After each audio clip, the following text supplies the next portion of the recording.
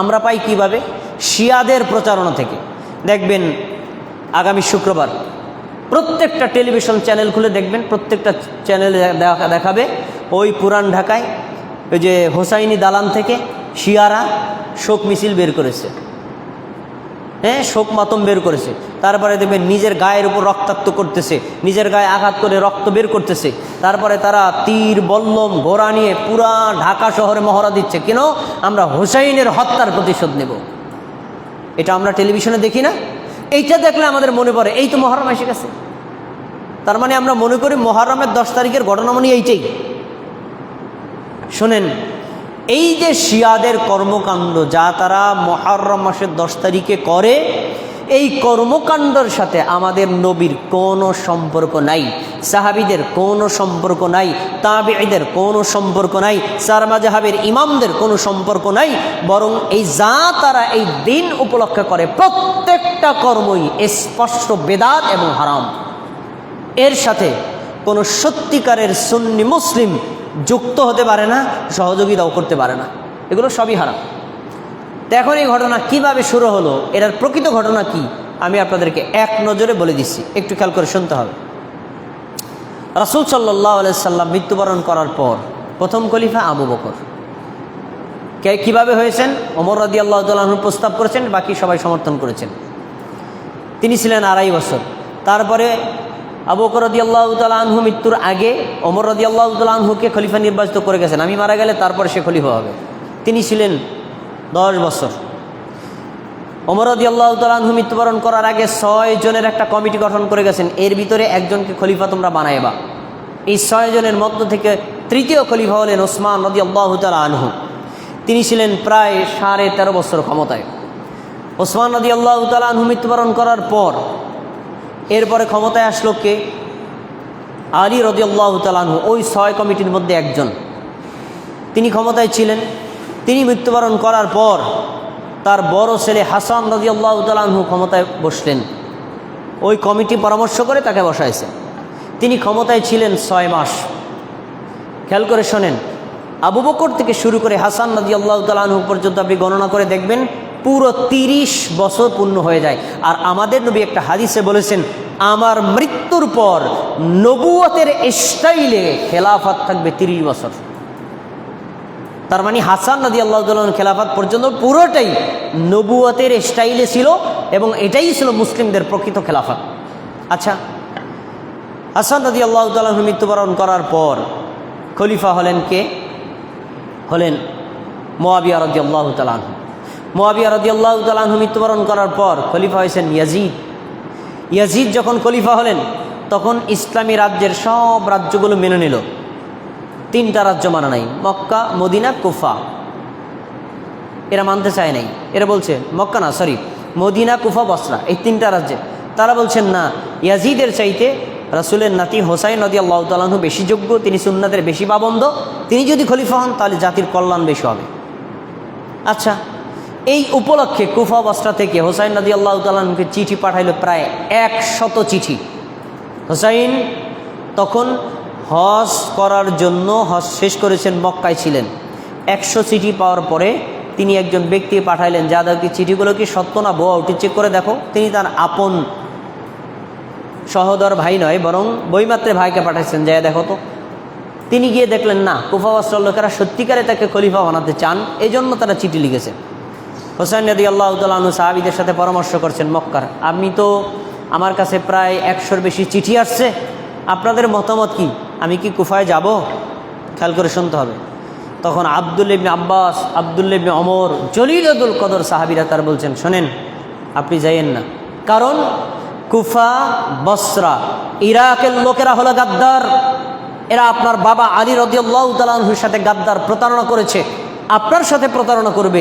যদি ইয়াজিদের পক্ষ থেকে কোনো বাধা আসে আপনার পক্ষে কি তো থাকবে না, তখন আপনি বিপদে পড়বেন।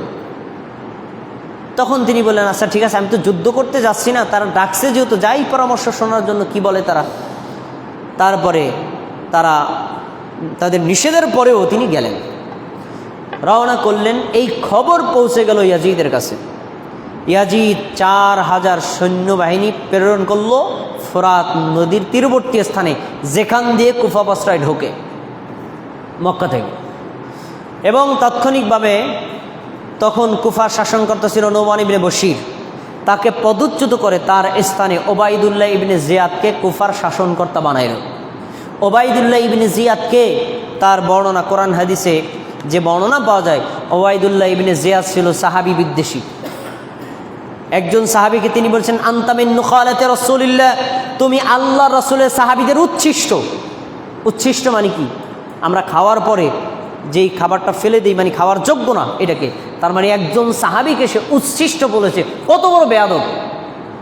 এই ওবায়দুল্লাহ ইবনে জিয়াদ উনি ছিলেন সাহাবী বিদ্বেষী, যার ফলে উনি ক্ষমতায় বসার পরে নোমান ইবনে বশির রাদিয়াল্লাহু তাআলা আনহু সরায় দিয়া ও মুসলিম বিন আকিলকে হত্যা করে আর কুফার লোকদেরকে কঠোরভাবে দমন করে। কেউ যদি হোসাইনের পক্ষ কথা বলে তার গর্দন উড়াইয়ে দেব। ভালো কথা। হোসাইন রাদিয়াল্লাহু তাআলা আনহু যখন ফোরাত নদীতে গেলেন, তখন দেখছেন 4000 সৈন্যবাহিনী তাকে বাধা দেওয়ার জন্য প্রস্তুত, সবাই অস্ত্রশস্ত্রে সজ্জিত। এবার খেয়াল করে শোনেন, মনোযোগ দিয়ে শুনবেন। হোসাইন রাদিয়াল্লাহু তাআলা আনহু কি যুদ্ধ করতে গেছিলেন না তাদের চিঠির জবাবে পরামর্শ করার জন্য গেছিলেন? যুদ্ধ করতে গেলে কেউ স্ত্রী নিয়ে যায়? যুদ্ধ করতে গেলে কেউ শিশু সন্তান নিয়ে যায় না। হোসাইন রাদিয়াল্লাহু তাআলা আনহুর সাথে লোক ছিল 50 জন, তার ভিতরে 17 জন ছিল তার পরিবারের লোক। ছোট শিশু আলী আসগার ছোট শিশু ছিল, শিশু নিয়ে যুদ্ধ করতে যায়নি মিয়া। কিন্তু আমরা শুনেছি কি তারা বাতিলের বিরুদ্ধে যুদ্ধ করার জন্য গেছে। কিভাবে? ওই যে মীর মুশাররফ হোসেন একটা উপন্যাস লিখেছেন বিষাদ সিন্ধু, সেখানে লেখা আছে, কি লেখা আছে দেখেন, ওখানে লেখা আছে যে পুঁথির গল্পগুলো ওখানে দেওয়া আছে, আমি আপনাদের শোনাই, এগুলো আপনাদের সব শোনা আছে। গেল এইটা শুনছেন কিনা দেখেন। 6 মাসের রাস্তা মর্দ 6 দিনে গেল, ঘোড়ায় চলিয়া মর্দ হাঁটিয়া চলিল। শুনলে, লাখে লাখে সৈন্য মরল কাতারে কাতার, গুনিয়া দেখিল মর্দ হাজারো হাজার। পুঁথি, এই পুঁথিতে কি পাওয়া গেল দেখেন, 6 মাসের রাস্তা কয় দিনে গেছে? 6 দিনে। মর্দ মানে ওই যে হোসাইন রাদিয়াল্লাহু তাআলা টার্গে বলে, ঘোড়ায় চলিয়া মর্দ হাঁটিয়া চলিল, মানে এটা ছন্দ মিলানোর জন্য বলছে। ঘোড়ায় চলার পর আবার কেউ হাঁটিয়া নামে নাকি? গল্প। এরপরে লাখে লাখে সৈন্য মরছে কাতারে কাতার। লাখে লাখে সৈন্য পাইবে কোথায়? হোসাইন রাদিয়াল্লাহু তাআলার সাথে লোক ছিল মাত্র 53 জন। লাখে লাখে সৈন্য হয় কোথা থেকে? আর এর কথাও যে অবাস্তব ওইটার মধ্যে আছে, লাখে লাখে সৈন্য মর্দ কাতার কাতার, গুনিয়া দেখিল মর্দ হাজার হাজার। লাখে লাখে সৈন্য মরছে, গুনিয়া লাশ আছে হাজার, তাহলে মিথ্যা কথা। এইগুলো শুনে আমরা মনে করি যে হোসাইন রাদিয়াল্লাহু তাআলা আনহু বাতিলের বিরুদ্ধে, রাজার বিরুদ্ধে যুদ্ধ করার জন্য গেছে। মিথ্যা কথা। এগুলো আমাদের কাছে গল্প আকারে বলা হয়েছে। এরপরে আরও তো আমরা শুনি, যেটা ফাতেমা কান্দিয়া কয় আজ বুঝি হোসাইন কারবালাতে শহীদ হয়। কি সুন্দর সুন্দর করে বলে, আপনি তো মনে করেন ভালো কথা। ফাতেমা কান্দিয়া কেমনে বলবে? অবাস্তব, অসম্ভব। কেন? রাসূল সাল্লাল্লাহু আলাইহি ওয়াসাল্লাম মৃত্যুবরণ করেছেন 11 হিজরিতে, তার 6 মাস পরে তার কন্যা ফাতেমা রাদিয়াল্লাহু তাআলা আনহা মারা গেছেন। তার প্রায় 50 বছর পর মারা যান তার ছেলে হোসাইন। ওই সময় তো ফাতেমা রাদিয়াল্লাহু তাআলা আনহা কবরে থেকে কিভাবে কান্দা বলবেন আমার ছেলে যায় শহীদ হইতে? মিথ্যা কথা। এগুলো সবই আজগবি কথা, বুঝছেন? এরপরে আমাদের সমাজে আরো খুব চমৎকার সুরে বলা হয়, আখিরি সালাম লন হে নানা জান, আপনারি হোসেন যায় কারবালার ময়দান। এই কত সুন্দর শুনতে, কিন্তু টোটালি মিথ্যা কথা, মিথ্যা কথা। এইগুলোতে আমরা মনে করি যে মুহররমের 10 তারিখ মানি হোসাইন রাদিয়াল্লাহু তাআলার মৃত্যুর ঘটনা, আর কিছু না। কিন্তু মুহররমের 10 তারিখের একটা ঘটনা 61 হিজরিতেও ঘটেছে, এইটা মুসলিমদের জন্য ঐতিহাসিকভাবে শিক্ষণীয়। কিন্তু মুহররম মাসের 10 তারিখ মানি যে এই হোসাইন রাদিয়াল্লাহু তাআলার মৃত্যু, এটা সত্য না। এইভাবে অনেক মিথ্যা তথ্য আমাদের মধ্যে ছড়ানো হয়। যাই হোক, তিনি গেলেন, যাওয়ার পরে এবার তিনি বলছেন, শোনো, তোমরা আমার কাছে 100 চিঠি পাঠাইছো, এই কারণে আমি তোমাদের সাথে সাক্ষাৎ করার জন্য আসছি, এখন তোমরাই আমার অস্ত্র শস্ত্র নিয়ে বাধা দিচ্ছ, ঠিক আছে তাহলে আমি চলে যাই। তখন ওবায়দুল্লাহ ইবনে জিয়াদ বলো, আপনি এখান থেকে যাইতেও পারবেন না। তাহলে ঠিক আছে, তুমি আমাকে কুফায় ঢুকতে দাও, লোকদের সাথে কথা বলতে দেই, তুমি কথা বলতে কুফায় যাইতেও পারবেন না। তাহলে ঠিক আছে, আমরা এখন শিশু সন্তান নিয়ে আসি, খাবারের সংকট, পানিতে সংকট, তাহলে আমরা এই যে তোমরা নদীটা আটকায় রাখছো, দেখো নদী থেকে পানি পান করি, কেন পানিও পান করতে পারবেন না। কেন পারবেন না? এটা একটা ঘটনা বলি। আগে আমরা তো নৌকা চালাইতাম, তো কোনো একজন ব্যক্তি যখন ধান খাতের মধ্যে নৌকা ঢুকায় দেয়, ধান খাতলা দেখছে, এই মেয়ে আমার ধান খাতের মধ্যে তোমার নৌকা ঢুকাইছো কা? ভাই সরি ভুল হয়ে গেছে, ব্যাকে চলে যাই, কেন তুমি ব্যাকেও যাইতে পারবে না। তো ভাই ভুল হয়ে গেছে, সামনেটা বেরোয় যায়, কত সামনেও বেরোইতে পারবে না। তো ভাই করবো কি? কিছু করতেও পারবে না। হোসাইন রাদিয়াল্লাহু তাআলা আনহু কি তাকে ব্যাকেও যেতে পারবে না, সামনেও যেতে পারবে না, আর ওখান থেকে ফিরে আসতে দেবে না, করবে কি? তুমি এখানেই থাকবা। এখন ওখানে গিয়ে না খায় মরবে। কেন এই কাজটা করেছে? তখন সীমার নামে একজন ব্যক্তি ওবায়দুল্লাহ ইবনে জিয়াদকে পরামর্শ দেয়, ওবায়দুল্লাহ তুমি কুফার শাসন হয়েছে কেন জানো? এই জন্য যে তুমি এই হোসাইন রাদিয়াল্লাহু তাআলা আনহুকে বাধা দেবে। এই জন্য তুমি যদি এখন হোসাইনকে মারতে পারো, ইয়াজিদ তোমার উপর এত খুশি হবে, হয়তো তোমাকে পরবর্তী খলিফাও বানাই দিতে পারে। তোমার কিন্তু একটা সুযোগ। এই সীমারের পরামর্শে ওবায়দুল্লাহ ইবনে জিয়াদ অবশেষে তাকে হত্যার সিদ্ধান্ত নেয়। এখন তাকে হত্যা করবে 4000 লোকের সাথে যুদ্ধ করে 51 জন লোক পারে? কখনোই সম্ভব না। আর এর ভিতরে শিশুরা আছে, মহিলারা আছে, তারা কি যুদ্ধ করতে পারবে? পারবে না। বাধ্য হয়ে নিজের জীবন রক্ষা, পরিবার রক্ষা আর সঙ্গী সাথীদের রক্ষার জন্য তিনি যুদ্ধ করতে বাধ্য হয়েছেন। এরপরে দূর থেকে সিনান নখী নামে একজন ব্যক্তি তারকে উদ্দেশ্য করে তীর নিক্ষেপ করে, তার বুকের ভিতর তীরটা ঢুকে যায়। তারপরে তিনি চিত হয়ে পড়ে যান। পড়ার পরে ওই সীমার নামক ব্যক্তি যে সেনাপতি ছিল, বুকের উপর বসে তাকে জবাই করে দেহ থেকে মাথাটাকে আলাদা করে দেয়। ইন্না লিল্লাহি ওয়া ইন্না ইলাইহি রাজিউন। আলাদা করার পরে এই মাথাটাকে নিয়ে সে ওবায়দুল্লাহ ইবনে জিয়াদের কাছে দেয়, এই যে নাও, তোমার শত্রু নাও।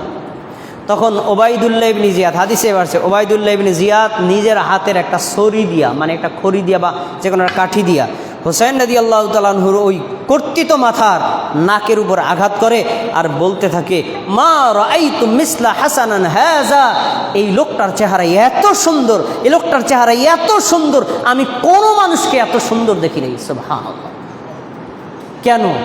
আনাস রাদিয়াল্লাহু তাআলা আনহু বলছেন, হোসাইন রাদিয়াল্লাহু তাআলা আনহুর প্রশংসা করার কারণ ছিল হোসাইন রাদিয়াল্লাহু তাআলা আনহু দেখতে আমাদের নবীর আকৃতির সাথে অনেকটা মিল ছিল। সুবহানাল্লাহ। তাকে হত্যা করো। এখন আমরা এই যে ইতিহাসটা বললাম, অনেক বড় ইতিহাস, সংক্ষেপ করে বলছি, কোথায় আছে? তারিখে তাবারিতে এই ইতিহাসগুলো বিশুদ্ধ। আর আমাদের কাছে প্রচার করা হয়েছে কি? হোসাইন রাদিয়াল্লাহু তাআলা আনহু হত্যা করে হয়েছে ইয়াজিদ, অথচ ইয়াজিদ হলো সিরিয়ায়, ঘটনা ঘটছে হলো ইরাকে, বহুদূর। এই হত্যার সাথে ইয়াজিদের সরাসরি কোনো সম্পৃক্ততা নাই। তবে একটা দোষ ইয়াজিদের আছে, কি? তার প্রশাসনিক কর্মকর্তা তার হুকুমের বাইরে তাকে যে হত্যা করলো, এই হত্যার জন্য যদি ওবায়দুল্লাহ ইবনে জিয়াদের বিচার সে করত, তাহলে ঐতিহাসিকভাবে সে দোষ থেকে মুক্ত হয়ে যেত। বিচার সে করে নাই, যার ফলে সে অ্যাঙ্গেলে দোষী। ইয়াজিদ অ্যাঙ্গেলে দোষী, সরাসরি দোষী না। এই ঘটনা ঘটে কোন সালে? 61 হিজরি সালে, আমাদের নবীর মৃত্যুর 50 বছর পর। তাহলে আমরা এখান থেকে যে শিক্ষাটা পেলাম যে এইভাবে হোসাইন রাদিয়াল্লাহু তাআলা আনহুকে 61 হিজরিতে হত্যা করা হয়েছে। এই ঘটনা তীব্র নিন্দা আমরা জানাই। যে ঘটনা যারা ঘটিয়েছে আল্লাহ তাআলা তাদের উপযুক্ত যা তাদের শাস্তি দেওয়ার তা দিবে। আর যারা সেদিন শাহাদাত বরণ করেছিলেন আল্লাহ তাআলা তাদের সবাইকে জান্নাতুল ফেরদাউস দান করেন, বলেন আমিন। এখন গুরুত্বপূর্ণ শিক্ষা, এই দিন উপলক্ষে আমাদের করণীয় কি? আমাদের করণীয়, তীর নেবেন, পল্লম নেবেন, যুদ্ধের মহড়া দিবেন, ঘোড়ালিয়া পরাই দিবেন, আমি হোসাইনের সৈনিক, আর না হলে হোসাইনকে মারা হয়েছে, নিজের গায়ে রক্তাক্ত করবেন, হাই হোসেন বলে লাফালাফি করবেন, আর না হলে হোসাইনের নামে কেক পাউরুটি তৈরি করবেন, হোসাইনের জন্মের কেক তৈরি করবেন, হোসাইনের নামে কবর তৈরি করবেন, সেখানে রুকু সেজদা দিবেন, তারপরে সেখানে ভোগ বিলাস করবেন। টোটাল শিয়ারা যা করে এগুলো কি করবেন? এগুলো কি ইসলামী শরিয়াতে বৈধ? হারাম, এবং এগুলো সব শিরকি কর্মকাণ্ড। নবী সাল্লাল্লাহু আলাইহি ওয়াসাল্লাম বলেছেন, সাহাবীরা শোনো, তোমাদেরকে আত্মীয় স্বজন মারা গেলে সর্বোচ্চ 3 দিন শোক পালন করবা। আর কোনো নারীর যদি স্বামী মারা যায় তাহলে সে 4 মাস 10 দিন শোক পালন করবে। তার চাইতে 1 সেকেন্ড শোক পালন করলে ওই শোকটাই হারাম। হোসাইন রাদিয়াল্লাহু তাআলা আনহু মারা গেছেন, প্রায় 1400 বছর হয়ে গেছে, শিয়ারাই এখনো পর্যন্ত শোক পালন করে। এ কোন পাগলা শোক! আর এই শোকের সাথে বাঙালিরা যোগ দেয় কি, ভাই মুহররম মাসে আমার মাইয়ারে বিয়ে দেব না। কেন? এটা শোকের দিন, শোকের মাস। মুহররম মাসের 10 তারিখে বাঁশ কাটা যাবে না, কারণ কি এটা শোকের দিন। এই যে কুসংস্কার, এগুলো কোথা থেকে আসছে? শিয়াদের থেকে। এগুলো থেকে আমাদের বেরিয়ে আসতে হবে। শিয়াদের এই সকল কর্মকে সমর্থন করা যাবে না এবং এইটাকে কোনোভাবে সাপোর্ট করা যাবে না। নবী সাল্লাল্লাহু আলাইহি ওয়াসাল্লাম এই সকল শোক পালন করতে নিষেধ করেছেন। আমরা রাসূল সাল্লাল্লাহু আলাইহি ওয়াসাল্লামের এই যিনি সাহাবী এবং তার নাতিকে হত্যা করেছেন, এর জন্য আমরা দুঃখ প্রকাশ করি, তাদের জন্য জান্নাতুল ফেরদাউসের প্রত্যাশা করি, কিন্তু কখনো এইটাকে কেন্দ্র করে কোনোভাবেই এই ধরনের শিরক এবং বেদাতি কর্মকাণ্ডে অংশগ্রহণ করা যাবে না। আল্লাহ রাব্বুল আলামিন আমাদের সবাইকে এই মুহররম মাসের 10 তারিখে যে সকল শিরক এবং বেদাতি কর্মকাণ্ড হয় শিয়াদের দ্বারা, এগুলো থেকে মুক্ত থাকার আর সুন্নাত তরিকা অনুযায়ী আমরা যেন মুহররম মাসের 9 বা 10 অথবা 10 বা 11 এই 2 দিন সিয়াম রেখে 1 বছরের পাপের ক্ষমা নিতে পারি। আল্লাহ রাব্বুল আলামিন আমাদের তৌফিক দান করুন।